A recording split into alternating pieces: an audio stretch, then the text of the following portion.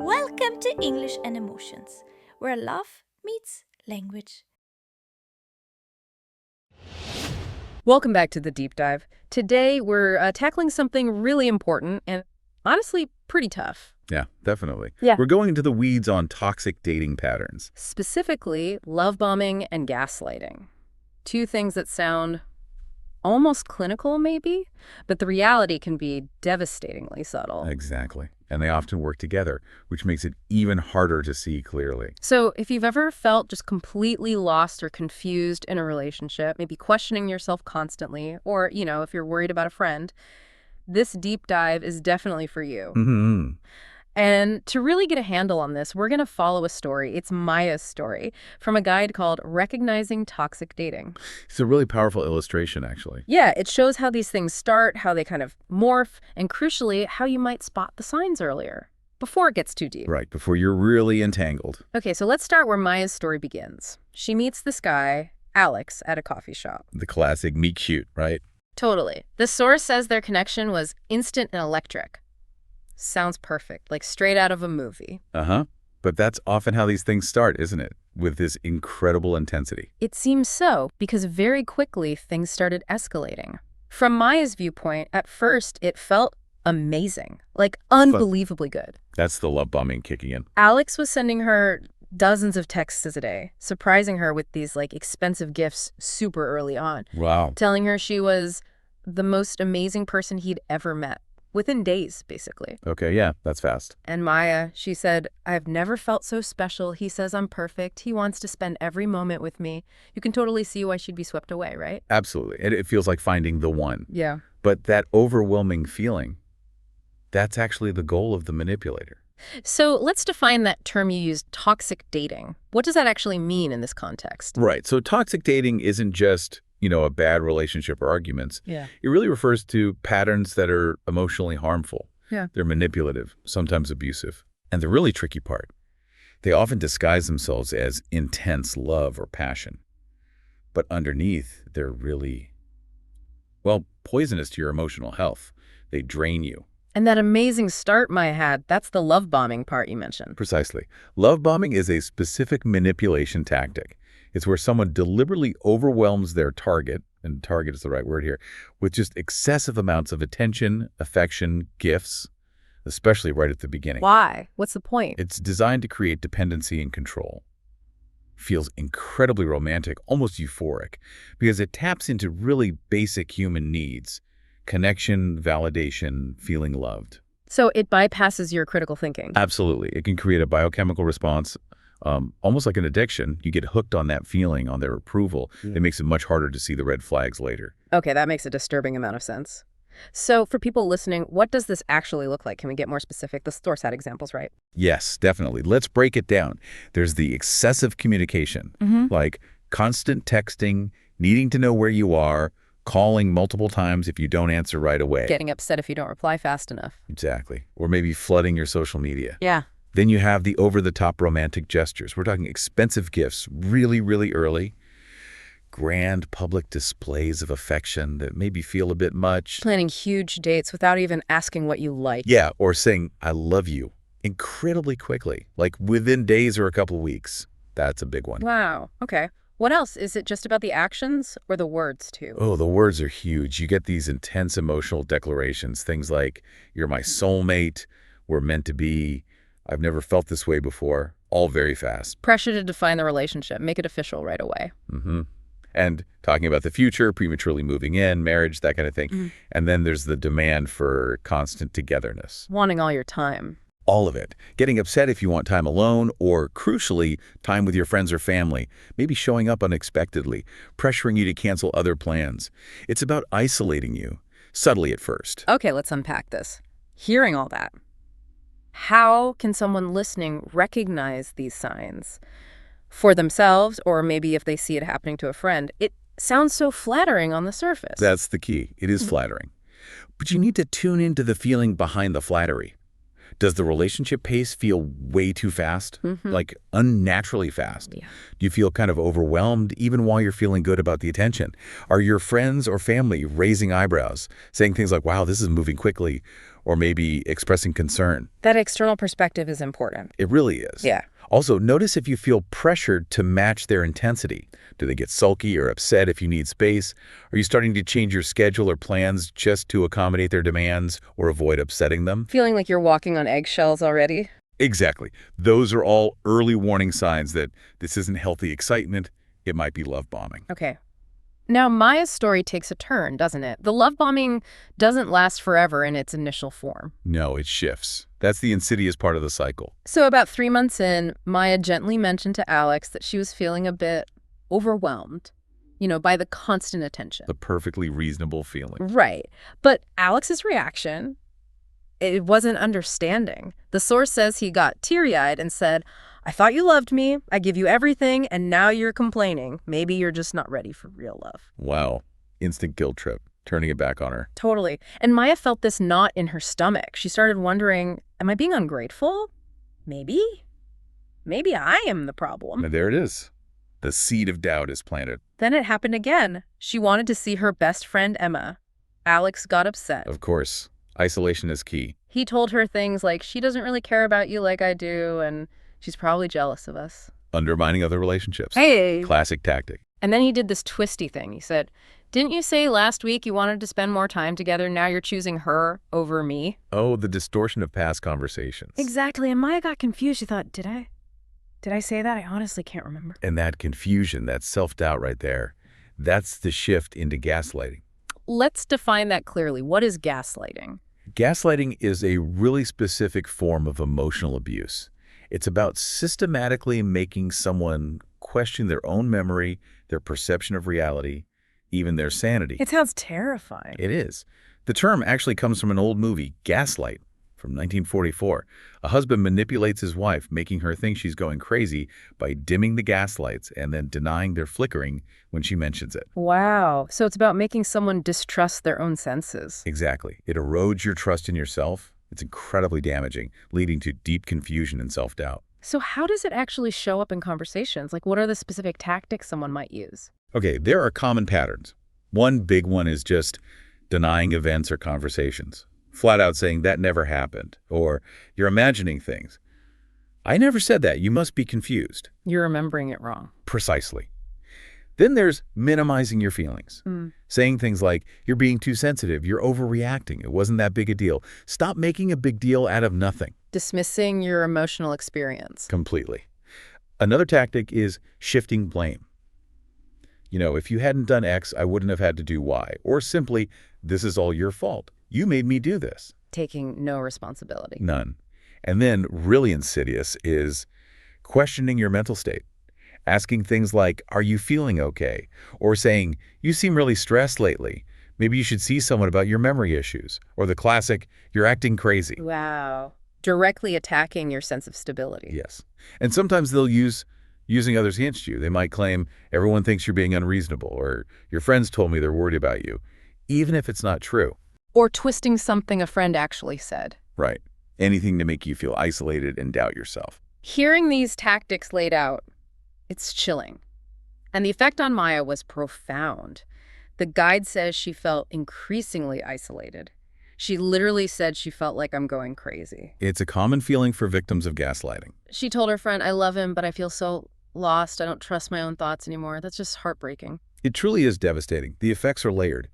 Immediately, you get constant self-doubt, confusion, losing confidence in making decisions, feeling unstable, constantly apologizing. Apologizing for things that aren't even your fault. Exactly. And long-term, it can lead to serious anxiety, depression, even PTSD symptoms.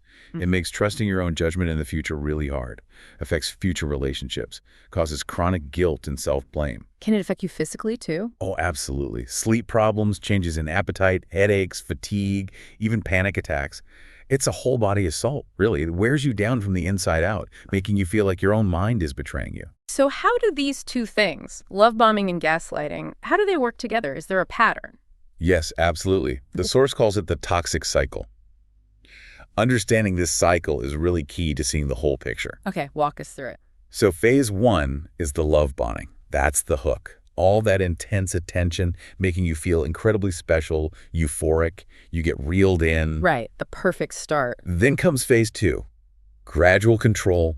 Once they feel you're hooked, they start subtly, or maybe not so subtly, asserting control, isolating you from your support system, monitoring you, making demands, closing in. Okay. Which naturally leads to phase 3, gaslighting.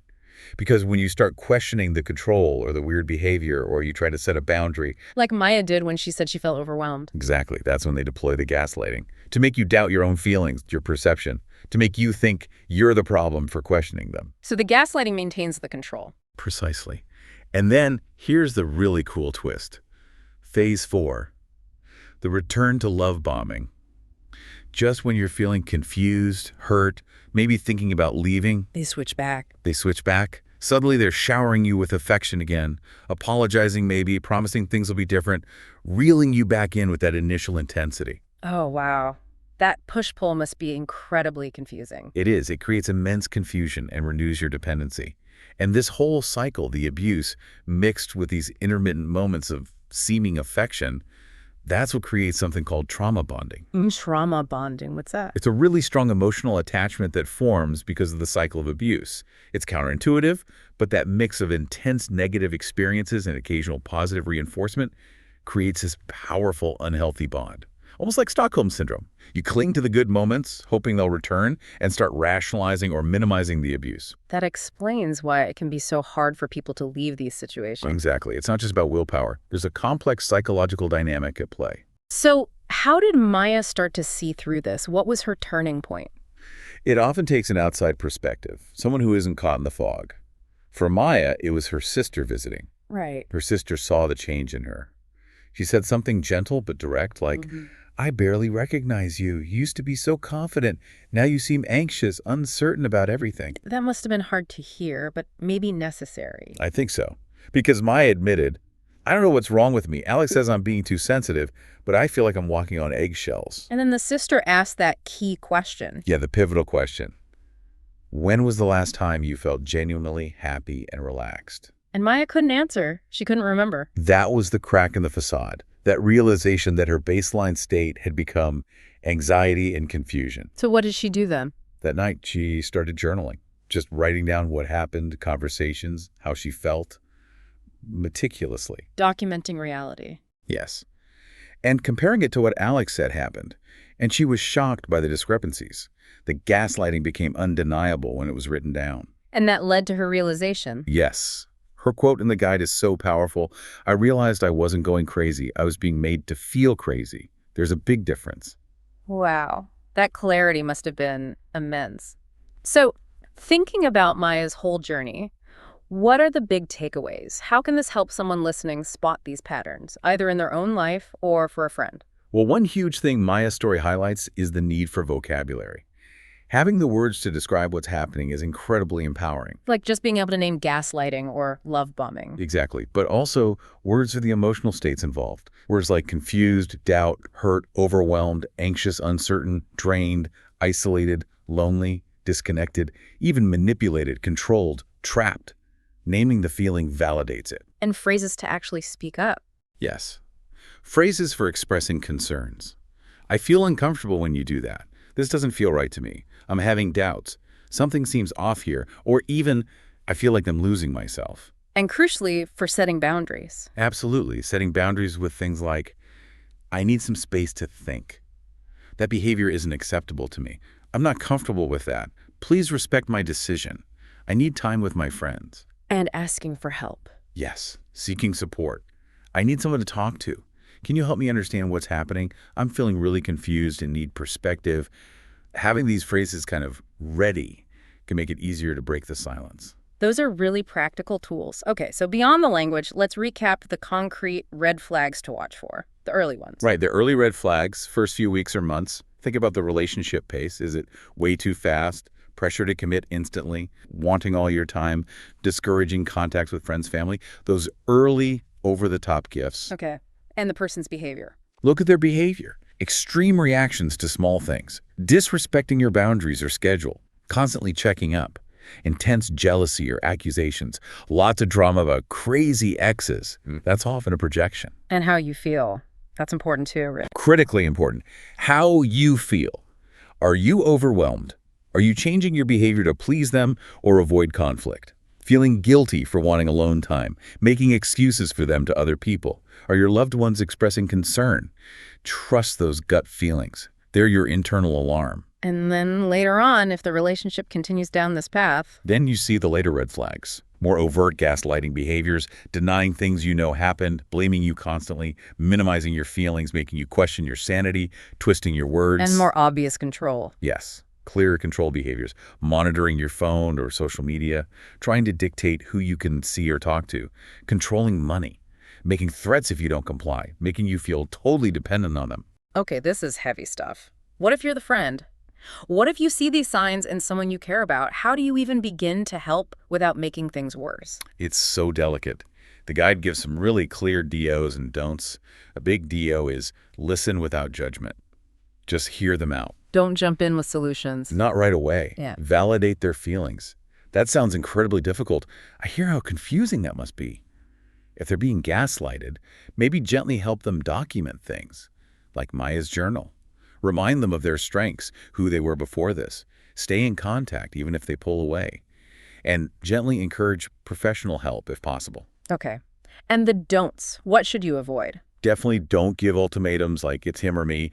Don't constantly criticize the partner that can backfire and make the person defend them more. Don't try to rescue them or make decisions for them. Even if you really want to. Even then. And never minimize what they're going through. Avoid saying, oh, it's not that bad. Don't take it personally if they defend the partner. And maybe the hardest one. Don't give up if they don't leave right away.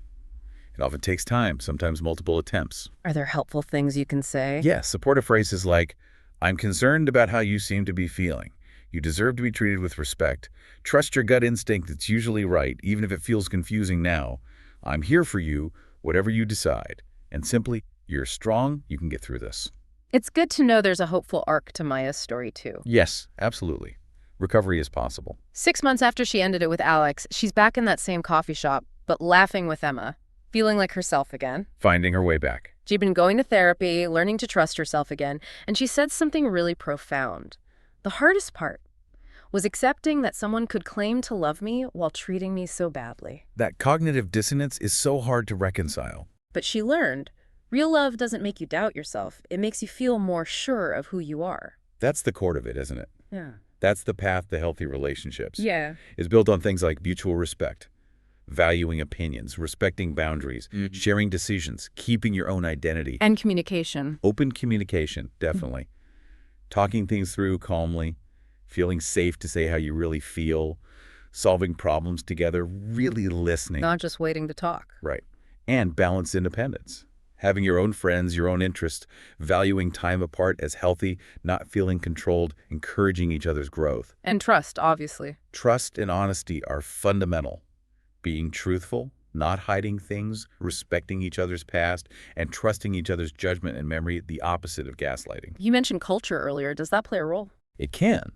While these toxic dynamics happen everywhere, how they look or how easily someone can leave might be influenced by cultural norms or economic realities. But the bottom line, the universal principles, remain. Everyone deserves respect. Your identity shouldn't be sacrificed. Healthy relationships add to your well-being. And no tradition ever excuses emotional abuse. So really, understanding all this, it's not about being afraid of love. Not at all. It's about empowerment. It's about developing the self-awareness to know the difference between something that feels good because it is good and something that feels good because it's designed to manipulate you. It helps you build relationships that are genuinely nourishing. The source has this final thought that really stuck with me. The right person will celebrate your independence, support your growth, and never make you question your own reality. That says it all, really. So if anything we've talked about today resonates with you, if you recognize these patterns in your own life, or if you're worried about someone else, please know that your feelings are valid. What you're perceiving is real. Trust yourself. Trust yourself. Reach out for support, friends, family, professionals. Help is available and healing is absolutely possible. You deserve a relationship where you feel valued, respected, and completely free to be you.